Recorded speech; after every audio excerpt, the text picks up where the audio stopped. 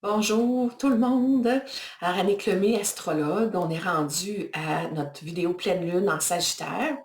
Donc, la pleine lune en Sagittaire a lieu le 23 mai, 9h53 environ le matin, heure du Québec.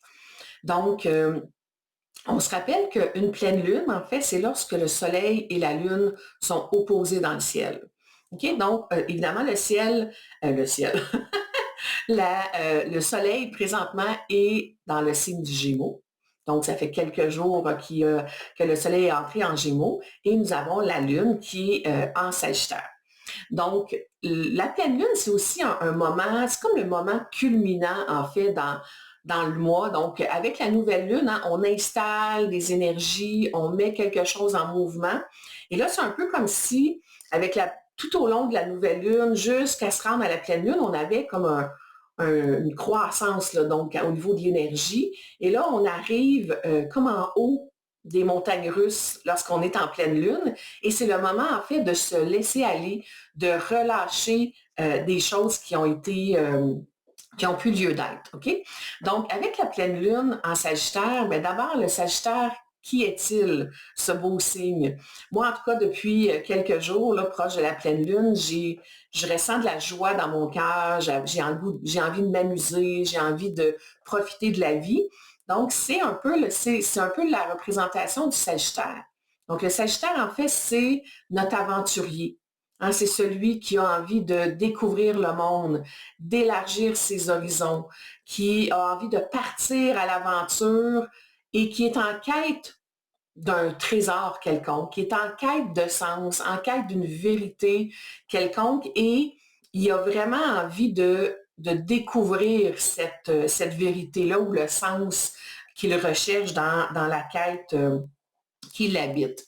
Donc, mais c'est aussi un jouisseur de la vie, le Sagittaire. C'est quelqu'un qui est optimiste, qui a confiance en la vie, la foi, elle est très présente. Et c'est quelqu'un qui aime bien boire, bien manger, bien fêter, bien tout en fait, bien tout faire. Donc, c'est vraiment quelqu'un qui, qui, qui aime profiter, dans le fond, de la vie. Euh, et en même temps, il y a un côté avec une recherche de sens. Hein? Donc, c'est ça la dualité ou le double du signe Sagittaire, c'est qu'il y a des instincts très primitifs, très primaires. Okay? Donc, on veut être un humain puis vivre pleinement la vie d'humain, mais en même temps, il y a quelque chose qui appelle le Sagittaire à avoir envie de s'élever, d'ouvrir, de découvrir quelque chose de plus grand et qui a un sens plus large, en fait, pour lui et pour la société ou la communauté en général. Donc, le Sagittaire, toute sa vie, en fait, va avoir envie de découvrir cette vérité-là qu'il recherche tant. Et il a toujours l'impression en même temps que il y a encore quelque chose de mieux, encore quelque chose de mieux, encore quelque chose de mieux, et qu'un jour, il va finir par le trouver, ce trésor-là. Donc, c'est sûr que on voit hein, dans cette dynamique-là toute la confiance, la foi, et c'est quelqu'un qui, tu sais, c'est un signe de feu, hein, le Sagittaire, donc c'est quelqu'un qui a de l'énergie, mais en même temps, c'est une énergie, je dirais plus qu'on le compare à un marathonien. C'est-à-dire que le Sagittaire, c'est quelqu'un qui a qui a de l'énergie, mais qui va être capable un peu je veux dire, de la maîtriser ou d'ouvrir un petit peu les valves de son énergie tout au long de la journée. Parce qu'imaginez un aventurier qui part à la recherche d'un trésor. S'il part en courant dès la première journée, ça se peut qu'il y ait de la difficulté à se rendre à ce trésor-là parce qu'évidemment, on sait que il va y avoir des obstacles, que ça ne prendra pas une journée, puis qu'on va finir par découvrir le trésor, mais en vivant toutes sortes d'aventures multiples. Et donc, on a besoin d'avoir une énergie qui est durable dans le temps. Donc, c'est un peu comme le marathonien, hein, donc qui sait qu'il y a un 42 km à courir ou un 100 ou un 120 km. Et donc, il va tempérer son énergie pour être capable de se rendre jusqu'au bout de sa quête. C'est la même chose, en fait, pour le Sagittaire. Donc, on peut aussi le comparer à un feu de braise. Hein, donc, la braise, dans le fond, elle est pas flamboyante, par exemple, comme lorsque le feu euh, euh, brille de tous ses, de toute sa puissance. Par contre, la braise, elle dure longtemps, longtemps, longtemps quand même, si on ne l'éteint pas nous-mêmes. Alors, c'est un peu l'énergie du Sagittaire. Donc, la Lune en Sagittaire, c'est sûr que la Lune, ça représente nos besoins émotionnels, notre espace de sécurité. Donc, c'est sûr qu'un Sagittaire, c'est quelqu'un qui a vraiment besoin de découvrir des choses. Donc, avec une Lune en Sagittaire et la pleine Lune en Sagittaire, on va être invité, en fait, à élargir nos horizons. On va avoir envie d'expansion, d'abondance aussi, hein, parce que le Sagittaire, c'est vraiment le signe de l'abondance. Donc, la planète qui gouverne le Sagittaire, c'est Jupiter. Donc, Jupiter, c'est notre guide, c'est la planète protectrice, c'est celle qui est une donneuse de sens et qui nous amène une part de réalisation de soi, d'expansion de conscience, d'abondance. Donc, Jupiter amplifie tout ce qu'elle touche. Alors, le Sagittaire, lui, c'est un signe aussi qui, dans ses émotions, avec la Lune qui représente nos émotions, les émotions du Sagittaire peuvent être peuvent prendre beaucoup de place aussi, peuvent à l'occasion être amplifiées. Donc, c'est des gens qui vont voir la vie un peu à travers des lunettes roses, avec tout l'espace de confiance et d'espoir en la vie, là, je dirais ça comme ça.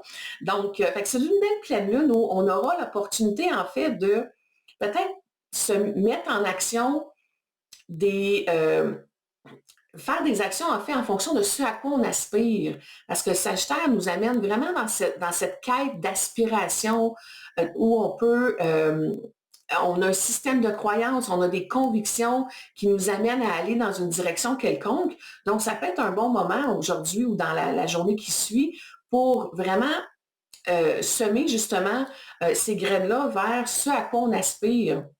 Peut-être que vous allez avoir envie justement de vous diriger davantage vers ce à quoi vous aspirez, vers ce qui est important pour vous. Vous pourriez avoir soudainement envie de prendre une forme d'expansion, d'élargir vos horizons d'une façon quelconque, en fait.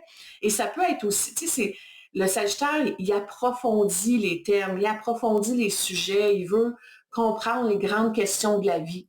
Donc, ça fait un peu opposition justement aux Gémeaux. Donc, le Soleil est en Gémeaux actuellement. Et Gémeaux, lui, c'est le papillon du zodiaque. Donc, c'est celui qui butine de fleur en fleur, qui a envie, qui a une grande, grande curiosité, mais qui est tellement curieux de plein de choses, qu'il va faire un petit bout ici, un autre petit bout là, un autre petit bout là, et qui peut à la fois, dans le fond, s'éparpiller et perdre un peu sa direction dans le sens où il est tellement, tout l'intéresse. Donc, il y a une curiosité, il y a un désir de vivre de multiples expériences et de transmettre, en fait, je dirais de partager plutôt les connaissances ou les informations qu'il aura acquis tout au long de son développement. Donc, le Gémeaux, lui, il reçoit de l'information d'une façon quelconque et il la retransmet un peu comme un canal de transmission. Mais c'est vrai que le Gémeaux ne va pas nécessairement toujours en profondeur. Il va plutôt rester en surface. Et pourquoi? Bien, une des raisons, c'est parce qu'il est tellement intéressé par plein de choses qu'il perd un peu le focus. Et après 2, 3 semaines, un mois, des fois, il fait «Ah, il y a quelque chose d'autre qui m'intéresse, j'ai entendu parler d'une autre technique, d'un autre sujet, et là, j'ai envie d'aller découvrir un peu ce sujet-là. Et d'aller en profondeur, un peu comme le Sagittaire pourrait le faire, c'est un petit peu inconfortable pour le Gémeaux. Donc, lui, il préfère transmettre l'information, être un canal de transmission, puis passer les informations pour rendre disponible à quelque part ce qu'il va avoir entendu, appris, découvert. Donc, la pleine lune pourrait nous amener dans cette recherche d'équilibre entre rester un plus en surface versus approfondir dans le sens de la quête que le Sagittaire peut avoir, parce que le Sagittaire, lui, il n'y a pas de limite, hein, il peut aller loin, loin, loin, loin, loin dans cette quête-là, donc il peut facilement tomber dans l'excès et l'exagération. Donc, dans ce contexte-là, si on rallie un peu les deux énergies, ça peut nous amener à approfondir un petit peu plus les sujets, avoir une quête quelconque sans nécessairement tomber dans l'excès.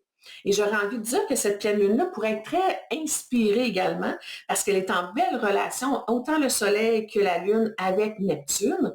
Donc, Neptune, c'est la planète de l'ouverture de conscience, de l'ouverture sur le grand tout, de l'ouverture à tout ce qui est l'énergie subtile, l'inspiration, le rêve, la créativité. Donc, ça peut être une belle pleine lune aussi pour être inspiré, créer des choses, avoir aussi peut-être même, je dirais, recevoir des guidances parce que, tu sais, le Sagittaire, c'est un guide à quelque part. Donc, mixé avec Neptune, on pourrait vraiment avoir des belles guidances, des belles révélations également.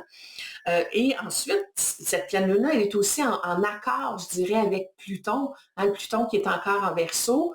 Donc, ça peut être une pleine lune qui nous amène vers une forme de transformation, je dirais, positive peut-être de notre vie. En tout cas, de commencer, de poser des actions dans ce sens-là. Et également, on a Jupiter, hein, qui est la planète qui gouverne le Sagittaire, qui rentre dans quelques jours en Gémeaux pour la prochaine année. Donc, il va y avoir une conjonction, le Soleil, Jupiter et il y a Vénus également qui va faire son entrée tranquillement en Gémeaux. Donc, c'est une belle conjonction remplie d'opportunités, de découvertes, d'apprentissage, de communication où la communication, les échanges avec les autres peuvent être très importantes. Donc, et on peut multiplier les contacts enrichissants pendant cette pleine lune-là. Donc, c'est vraiment une belle pleine lune remplie d'espoir, remplie je dirais, de lumière, d'inspiration, de guidance possible, qui peut nous permettre d'élargir, hein, et d'ouvrir nos bras grands comme ça pour accueillir, je dirais, la vie qui se présente devant nous. Alors, je vous souhaite une belle pleine lune et on se reparle dans une prochaine vidéo pour tout ce qui touche l'énergie de Jupiter qui va rentrer en Gémeaux. Alors, au plaisir!